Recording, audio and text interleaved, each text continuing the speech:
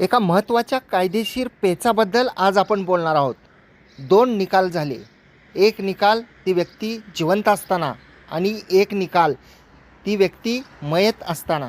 तर कोणता निकाल हा श्रेष्ठ ठरेल, कोणत्या निकालाची अंमलबजावणी करता येईल आणि कोणता निकाल जो आहे तो बेकायदेशीर आहे असं म्हणता येईल.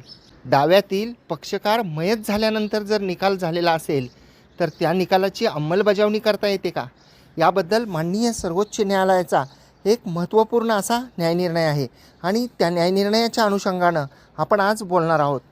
केसचं नाव आहे विक्रम भालचंद्र घोंगडे. विक्रम भालचंद्र घोंगडे विरुद्ध महाराष्ट्र राज्य व इतर स्पेशल लीव पिटिशन नंबर 9947/2024. आणि ही जी महत्त्वाची अशी केस आहे, या महत्त्वाच्या अशा केसमध्ये माननीय सर्वोच्च न्यायालयाने जे आहे ते 6 नोव्हेंबरला नुकतेच 2025 एक महत्त्वपूर्ण असा न्यायनिर्णय दिलेला आहे.